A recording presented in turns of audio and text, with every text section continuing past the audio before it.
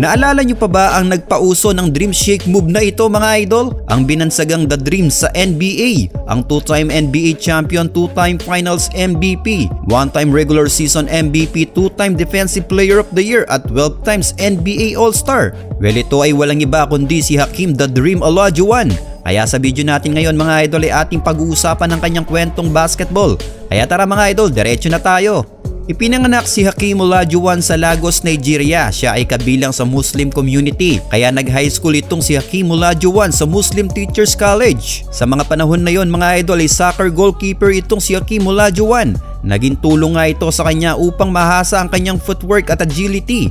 Hindi naglaro itong si Olajuwon ng basketball mga idol hanggang sa edad na 15 anyos. Nag-migrate itong si Olajuwon sa Amerika para makapag-aral at makapaglaro na din ng basketball. Kaya siya ay nakapagkolehiyo sa University of Houston at doon siya naglaro para sa kanyang college basketball years mga idol. Sa mga panahon na yon mga idol ay hindi pa highly recruited itong si Hakeem. 1980-1981 ang freshman year nitong si Olajuwon mga idol. Hindi pa nabibigyan ito ng mahabang playing time. Reserve pa lang siya noon mga idol. Nag-average itong si Olajuwon sa kanyang freshman year ng 8.3 points, 6.2 rebounds at 2.5 blocks per game. Sa taon din na yon mga idol ay nakapasok sila Olajuwon at ang kanyang kupunan sa Final Four. Ngunit nawali sila ng kupunan ng North Carolina na naging NCAA champion sa taon din na yon. Sa kanyang sophomore year sa kanyang college basketball mga idol ay kapansin-pansin ang improvement ni Olajuwon sa kanyang laro. Dahil bago magsimula ang season ay nakasama siya sa workout ng NBA legend na si Moses Malone. Dito rin niya nakuha ang kanyang palayaw na The Dream. Dahil nga sa isang dunk niya na mistulang parang panaginip umano nung nakita ng kanyang coach mga idol. Sa sophomore at junior year ni Olajuwon ay tinulungan niya makapasok sa magkasunod na NCAA championship games ang kanyang kupunan. Ngunit hindi pinalad ang Houston Cougars na masungkit ang NCAA championship sa magkaparehong taon mga idol. Nag-average si Olajuwon ng 13.9 points, 11.4 rebounds at 5.1 blocks per game sa kanyang sophomore year at umangat naman ito sa 16.8 points, 13.5 rebounds at 5.6 blocks per game sa kanyang junior year. Dahil dito itinangal siyang NCAA Tournament Player of the Year sa kanyang junior year mga idol. Hindi na naglaro pa itong si Hakeem sa kanyang senior year dahil sa dami ng humikayat sa kanya na magpa-draft na sa NBA. Nakuha ng Houston Rockets ang first overall pick noon mga idol. Dahil nga dito mga idol ay nagpasya si Olajuwon na pumasok sa early draft dahil sa kagustuhan niya rin na maglaro para sa state ng Houston. 1984 NBA draft na makapasok ang 7-footer center na si Hakeem Olajuwon sa NBA. Siya ay first overall pick na pinili nga na kupunan ng Houston Rockets. Kasabayan niyang na-draft sina Charles Barkley, John Stockton at Michael Jordan. 1984-1985 ang rookie season ni Olajuwon mga idol. Nakasama niya si Ralph Sampson ang 7'4" center noon ng Rockets. Kaya bago patawagin Twin Towers si David Robinson at Tim Duncan noon ay tumunang si Hakeem at Sampson ang binansagang original Twin Towers sa NBA. October 10, 1984 ang debut game ni Olajuwon sa NBA kontra ito sa koponan ng Dallas Mavericks. Nagtalaga ditong si Olajuwon ng 24 points at 9 rebounds sa kanyang debut game. Sa season na ito mga idol ay tinulungan ni Hakeem ang kanyang koponan para makapasok sa playoffs. Nagtapos ang regular season ng Rockets na may 48 wins and 34 losses na naging third seed sa West.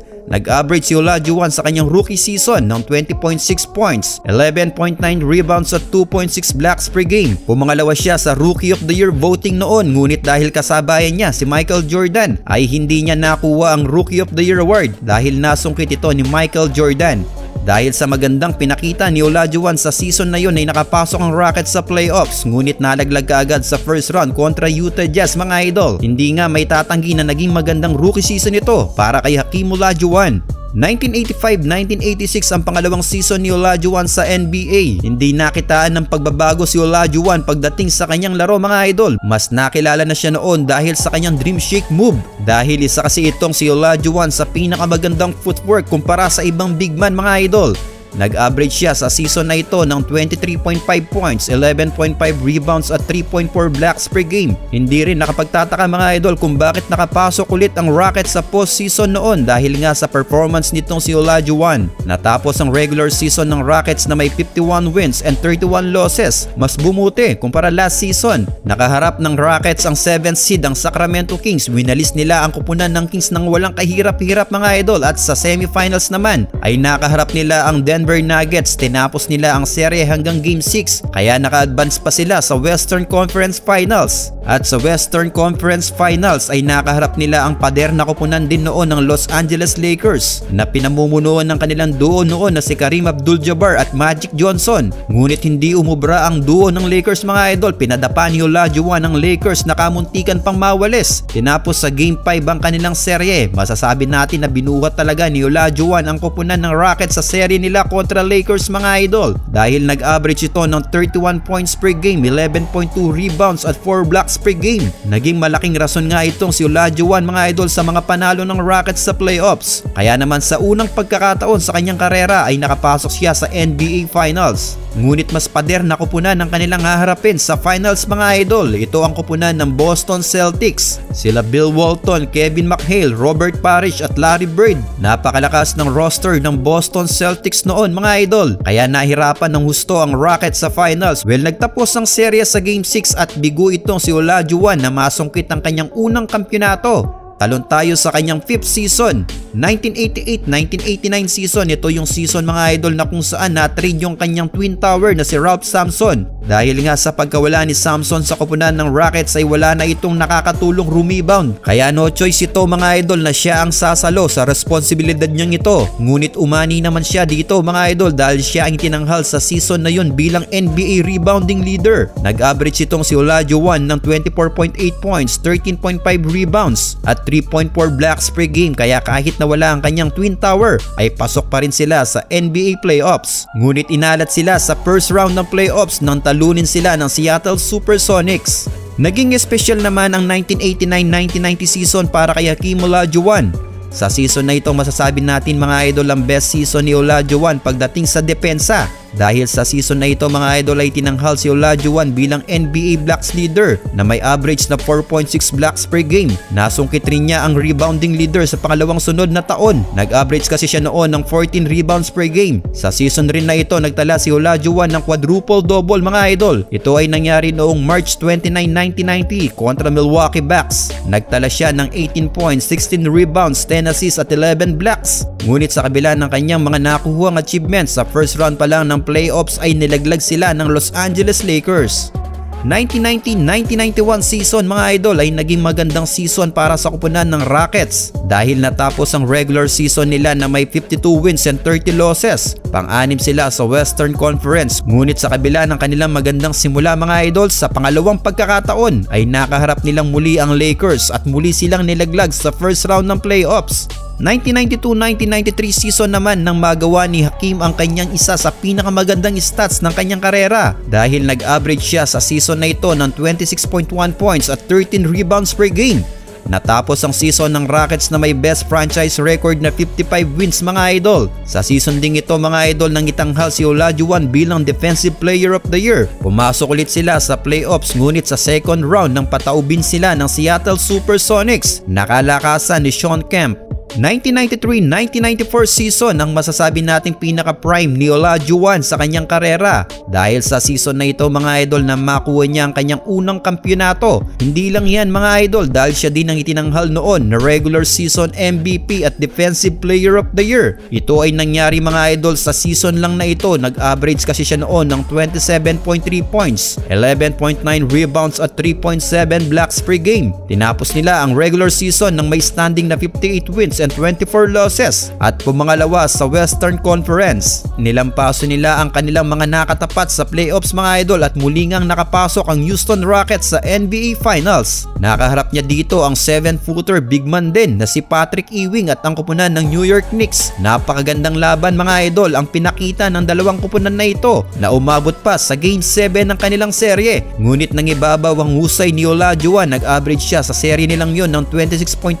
points, 9.1 rebounds at 4 blocks per game. Dahil nga dito mga idol ay nasungkit ni Olajuwon ang kanyang unang kampyonato sa kanyang karera. Siya din ang itinanghal noon na Finals MVP. Siya ang pangalawang NBA player na nakagawa nito mga idol na makuha ang regular season MVP, Defensive Player of the Year, Finals MVP at makuha ang kampyonato sa iisang taon. Dahil ang unang nakagawa nito noon mga idol ay si Michael Jordan. Ito ay noong 1988. 1994-1995 season nang makuha ni Hakeem Olajuwon ang kanilang back-to-back championship. Muli niyang nakasama sa koponan noon si Clyde Drexler. Patuloy pa rin ang magandang performance ni Hakeem mga idol na nag-average ng 27.8 points, 10.8 rebounds at 3.4 blocks per game. Kaya sa ganda ng pinakita ng koponan ng Rockets noon ay muli silang pumasok sa NBA Finals. Nakatapat naman niya dito ang isa na namang big man mga idol na si Shaquille O'Neal na nasa koponan ng Orlando Magic noon. Ngunit hindi naging exciting ang kanilang bakbakan mga idol dahil winalis nila noon ang Orlando Magic at nakuha nila ang back-to-back championship. 1995-1996 nang sumubok si Hakeem at ang Houston Rockets para sa three-peat NBA champion. Ngunit sa pagkakataong ito ay naharang na sila ng Seattle Supersonics sa semifinals na playoffs dahil nawalis sila noon mga idol.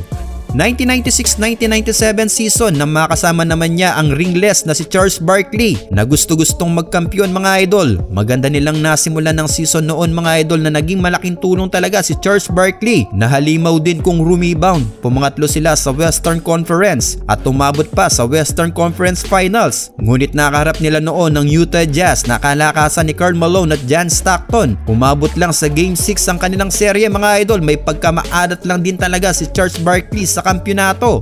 Talon tayo sa 2000-2001 season mga idol na kung saan ito ang last season ni Hakeem Olajuwon sa koponan ng Houston Rockets. 38 years old na si Olajuwon sa season na ito at bumaba na nga ang kanyang stats na nag-average na lang ng 11.9 points at 7.4 rebounds per game. 2001-2002 season ay ang huling season ni Olajuwon sa kanyang karera sa NBA. Ngunit dahil hindi nagkasundo sa presyo ng kanyang sahod sa Houston Rockets ay trinade na lang nila itong si Hakeem Olajuwon para makapag-rebuild ng roster. Na-trade siya noon sa koponan ng Toronto Raptors. Dala na din ang kanyang katandaan noon mga idol na may edad ng 39 years old ay umaverage na lang ito ng 7.1 points at 6 rebounds per game. Nakapasok pa sila sa playoffs ngunit nilaglag din ng Detroit Pistons sa first round. After ng season na ito mga idol ay inanunsyo na nga ng 7-footer big man at ang binansagang The Dream sa NBA na si Hakeem Olajuwon ang kanyang pagre-retiro sa NBA. Well kayo mga idol, isa din ba kayo sa humanga noon sa 7-footer big man na binansagang The Dream sa NBA na si Hakeem Olajuwon?